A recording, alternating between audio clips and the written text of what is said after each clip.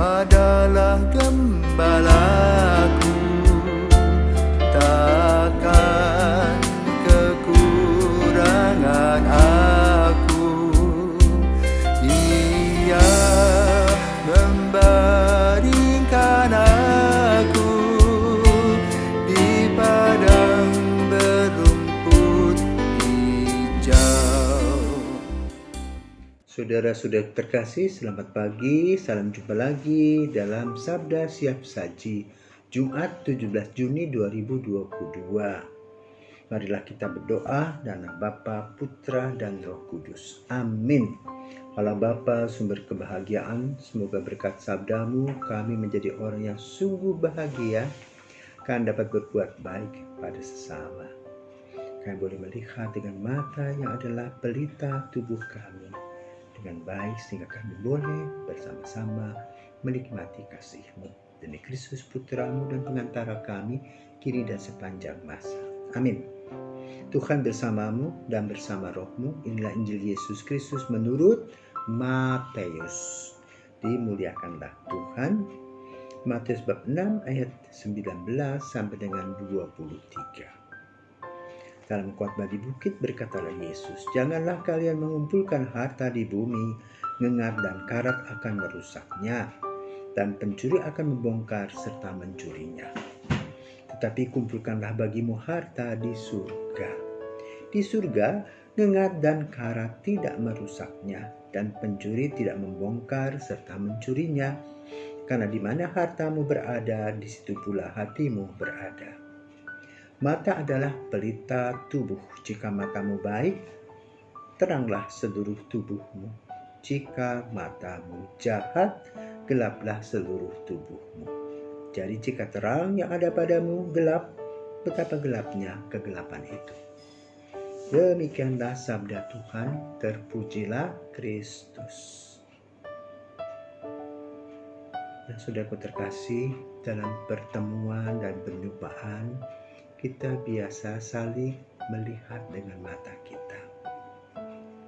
Atau juga kalau dulu setiap testing masuk seminari, anak-anak harus belajar melihat menatap. Mengapa? Dari mata kita bisa melihat kejujuran dan kepolosan hati.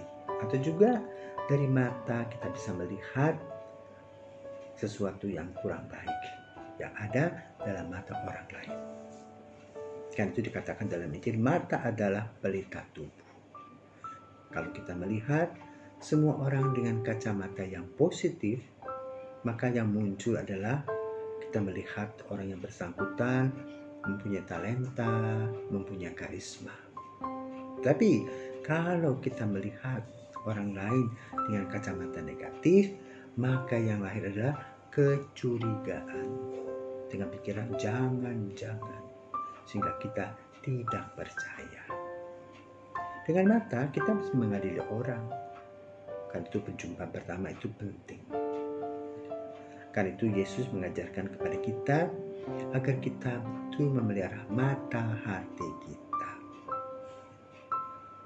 Kalau kita haus akan harta benda, maka mata kita pun juga jelalatan melihat kesempatan demi kesempatan untuk mengeruk keuntungan tanpa memperhitungkan nilai-nilai yang ada secara moral. Dan ini merupakan ujian bagi kita semua.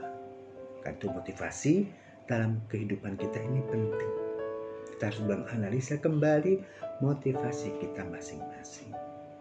Dan motivasi itu bisa terjadi dalam kehidupan orang yang berkeluarga, dalam bujangan, dalam kehidupan hidup bakti, imam biarawan-biarawati.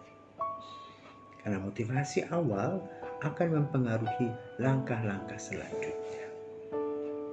Mata hati, kalau kita berpikir positif, maka selalu kita dikuasai oleh aura positif. Tapi kalau kita sudah berpikir aneh-aneh, selalu mencurigai orang, lahirlah aura negatif. Selalu berprasangka dan kita tidak pernah mau bersahabat. Kenapa? Orang yang hanya ingat dirinya sendiri, egonya tinggi, dan melihat teman-temannya sebagai orang yang bersaingan, sebagai orang yang menyaingi. Tapi kalau kita berpikir positif, maka kita melihat itu sebagai saudara. Betapa indahnya hidup sebagai saudara. Demikianlah Mazmur mengatakan. Yesus pada hari ini mengingatkan kita akan peranan dan motivasi kita. Jangan sampai kita ini gila hormat, gila harta. Karena apa? Harta yang kita kumpulkan apalagi dengan ketidakjujuran tidak akan membawa kebahagiaan. Dan kita tidak akan bawa sampai di surga sana. Tapi justru menjadi sebuah tempat yang menghalangi kita berangkat ke sana. Karena itu marilah kita berpikir bahwa harta di dunia ini merupakan sarana untuk mendapatkan kebahagiaan. Dan dengan harta kita bisa mengisi hidup kita untuk kemuliaan Tuhan. Maka beberapa hal yang disampaikan oleh Yesus pada hari ini. 1. Tata mata adalah pelita tubuh. 2. Harta merupakan sarana bagi hidup. Lalu apa yang harus dilakukan? Jadilah orang yang polos hati. Jadilah orang yang menerima dan menggunakan karisma dan talenta baik untuk dirinya sendiri, untuk sesama, dan juga untuk bersyukur kepada Tuhan karena Tuhan sudah memberikan kepada kita talentanya. Yesus mengajak kita untuk hal-hal positif tadi agar kita hidup dalam keselamatan dan kebahagiaan. Semoga kita mempunyai mata yang jernih, hati yang bersih, sehingga motivasi kita pun juga positif. Dan kita bekerja dengan semangat, penuh energi dalam kasih dan berkat Tuhan. Selamat pagi.